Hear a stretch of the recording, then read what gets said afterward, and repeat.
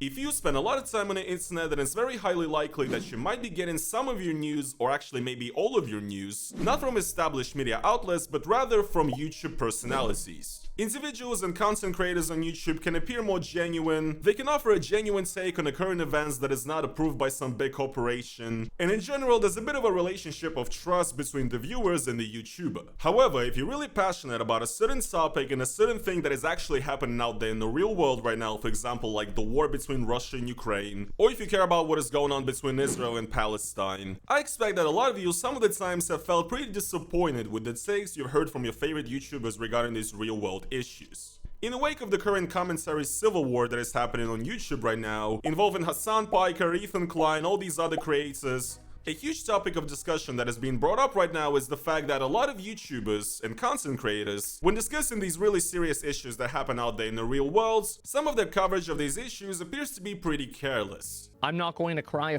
fucking river when people who have genocide that's baked into their laws are getting genocided. I don't give a fuck. They're terrible people. A lot of the times, these slop tubers only look at these conflicts through the lens of how many views they can really get by being a fence sitter and not actually taking this or that side.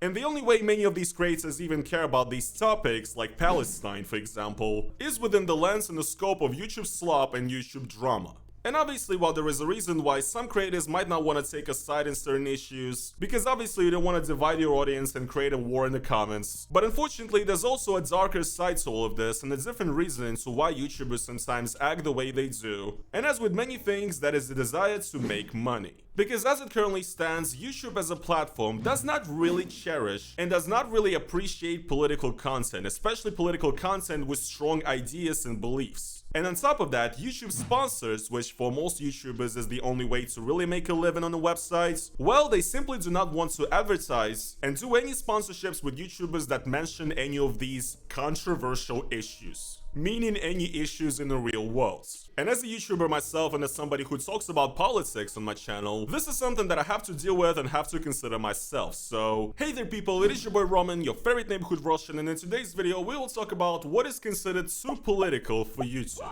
And discuss how the YouTube ecosystem and the brand ecosystem of sponsors that exists around YouTube contributes to the system of fence-sitting YouTube slop and how it forces creators who want to talk about serious issues to self-censor. So, to put it short, what exactly am I talking about? I'll just tell you guys how it works for me. If you don't know who I am, long story short, I am originally from Russia. I was born and raised there, I'm a Russian citizen, and since my teenage years I've already been woke on Russia in a sense. I had a dislike for Vladimir Putin and the government and where the country was going, and over the years on my YouTube channel, which used to be basically just drama slop, I started covering real issues more and more. Specifically talking about Russia and politics in Russia, because I felt like my real lived experience in Russia could be a really interesting thing that will help me to kind of talk about Russian propaganda to YouTube viewers and expose it for the people. And in 2022, after Russia launched a full-scale invasion of Ukraine, I left the country. I now live in exile, and pretty much most of the content that I've made since I left Russia has been about Russian propaganda, Russian politics, real issues happening in Russia, and I have taken a very firm stance on the Ukraine war. Overall, in my view of the Russian propaganda and the Russian governments, I oppose it pretty strongly, right? And all of this has been great for me and very liberating, except from the financial point of view, because it turns out that apparently if you're a citizen of a country that is, literally waging wars actively, and if you take a stance against that country and you leave the country and you talk about the politics of the country and the issues that are happening in your country, which are the issues that specifically led you to leaving the country and living in exile, well, it turns out that all this work I've been doing is just simply too controversial and too political for YouTube sponsors. I've never really been the type of person to have a sponsor on every video or something like that. I was never too popular with sponsors in a sense, but now guys, since the year of 2022, I can definitely say that YouTube sponsors pretty much hate me. Because the way it works is that companies and advertisers and brands who like to advertise on YouTube, a lot of them simply do not even want to try working with me because, once again, when I try to actually secure the sponsorship, these people tell me that my channel's nature is too controversial and too political for their liking. So, basically, if you cover politics on your channel, if you talk about real-world issues, if you talk about real things that are happening in the world which are not always jolly and happy Mr. Beast, then there's gonna be no sponsors for you because all you have to do is just not talk about politics. Which honestly, in my opinion, is complete horseshit. I totally understand where they're coming from and why this is happening, because capitalism sucks. And all they want you to do is to ignore the real issues that are happening in the world and just continue consuming, okay? But yes, guys, the truth is that I'm just too controversial. Leaving a fascist country that is literally, invading other countries, and then saying that perhaps maybe what Russia is doing is bad, that is controversial, right? I mean, yeah, it makes a lot of sense. I would also imagine that if we had YouTube in World War II times, and you were like a German refugee making videos about how Hitler was bad, you'll probably get no advertisers either, because they would say that, come on, just lighten up a little bit. Why do you have to always talk badly about this Hitler guy? Surely there's a more neutral position you can take on this issue, right? Just for the advertiser's sake. No, I really don't think I will. Because again, my take on Russia comes from lived experience. It is not controversial for me to say that Russia in its current state is bad and Vladimir Putin is bad, okay? But apparently to brands it is, so I am screwed.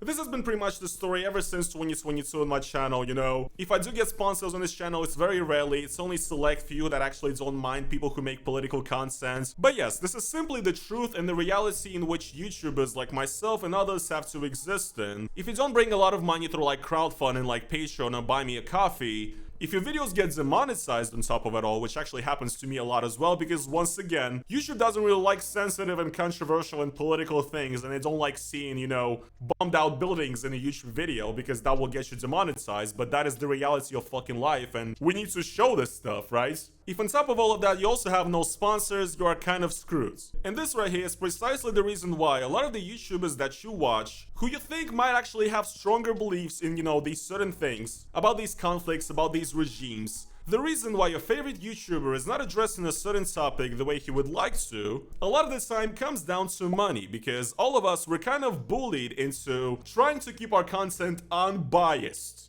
And to not take any sides, and to not make it too controversial, which in some cases, right, like what is happening with Palestine and Gaza, if you try to both sides this situation, if you take a fence-sitting approach here, you're essentially, you're not supporting, but you are not actively speaking out against what is going on. And this is the unfortunate reality that we exist in. If you're an already established content creator who actually has some good relationships with sponsors and brands, you're in a position now where essentially you're not allowed to talk about politics or, mention what is happening in Gaza, right? Because you don't want to break that nice cash flow you got going on. Really, the only way to operate here is just to say, fuck it, I'm gonna say what I want and I'm just gonna never have any sponsors and I'm just gonna not make money.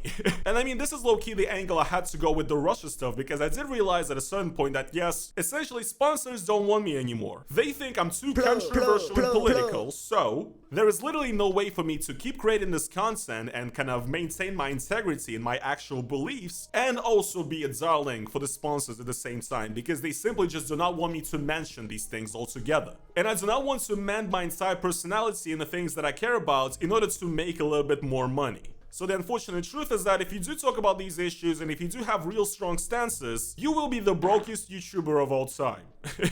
And actually, I don't want to toot my own horn too much here, because it may look like I'm trying to say that I'm a saint or something, as all these other YouTubers just producing slop, they have no real opinions, they're all sellouts, right? No, I'm not trying to say that, because the thing is that I exist in the exact same space. And at the end of the day, yes, YouTube is like a business and a job for me, and I am trying to make at least a little bit of money to get by. And even though I don't want to compromise my beliefs, even though I want to get a message out there to the people, unfortunately, I still have to consider these things. And I've already made some bad business decisions on this channel. Like, for example, when a while back I made a video that was truly controversial, yes, about the hypocrisy of the West in regards to how they treat what Russia is doing and what Israel is doing. I talked about how the Russian citizens who live in a dictatorship basically all have to be sanctioned because they all support Putin, I guess, but Israel, the citizens of Israel who live in, the only democracy in the Middle East, supposedly, they are not sanctioned or anything, because they of course are not responsible for what the government is doing, but 140 million Russians are. Very interesting, right?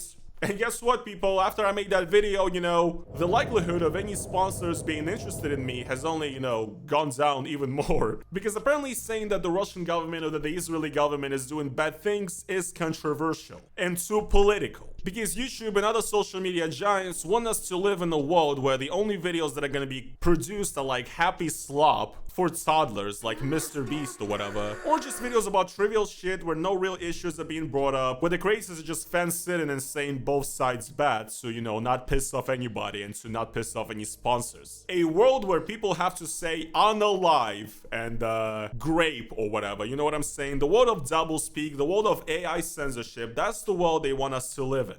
And once again, this is something I have to consider all the time. For example, recently I wanted to make a video talking about the Eurovision situation with Israel. How a lot of people are very unhappy with Israel being at Eurovision, and how it is very ironic that Eurovision banned Russia because, you know, Russia is doing terrible things, and yet Israel gets to participate with literally songs that are, you know, promoting their propaganda and their point of view on the situation. It's kind of like if Shaman was performing with the song Yaruski at the Eurovision right now. It's kind of the exact same thing, honestly, in my opinion. And look, I'm probably still gonna make that video, but the thing is, it's really annoying to me that before I even start making a video like that, I have to sit there and think to myself, do I want to make this video here and, you know, make a point and kind of give out my opinion to the people out there, or do I want to make any money? And do I want to have at least one single sponsor in the next 6 months or a year on my channel? You know what I'm saying? These are the questions that you have to think of. And again, no matter what kind of a, you know, a rebel on the inside I am, who's just like, yes, I'm going against the grain right now. I gotta let the people know about these extremely important things that nobody else is really talking about, right? At the same time, like everybody else, I also live in the real world, in a capitalist system where I have real responsibilities, where, you know, I have people dependent on me, you know, I kind of have mouths to feed in a sense. I have to have a certain amount of income coming in every month to sustain my life, right? Obviously. So I have to be realistic. I have to kind of think and plan out my business strategy. So from that point of view, what I'm trying to do and what I want to do is extremely counterproductive. And look, I'm probably gonna still end up making that video because I'm, you know, just an idiot. And I kind of have no filter, and if I do have an opinion, like, I need to make sure that it's out there. Not always, but in some cases, right? Especially when there's like hundreds of thousands of children being murdered. At the same time, there is a big, you know, YouTuber business mastermind thoughts inside of me telling me, no, you should not do it. Think about your future income and how it's gonna, you know, look controversial for the sponsors and stuff. This might not stop me or some other creators in certain cases, but there's a lot of creators out there who will choose the safer option, who will choose to instead just zip it, to shut up, to not voice these controversial opinions, to not talk about these political topics, in order to make more slop and make more money and become a fucking billionaire. Which is, once again, something that people are doing en masse right now. So, well, this is something that the average YouTube viewer might not just think about or realize, but there are these real financial incentives a lot of the time that stop YouTubers from bringing up real issues and actually having real opinions. And all I'm trying to say, guys, is that it's absolutely terrible for the media landscape, for the future of journalism, for the future of YouTube as a whole, to be quite honest. And to me, it really doesn't look like things are changing in any way, okay? And you know, what can I say? Many more dead children later, YouTube sponsors will still think that saying that Vladimir Putin is bad is controversial and too political. Cool.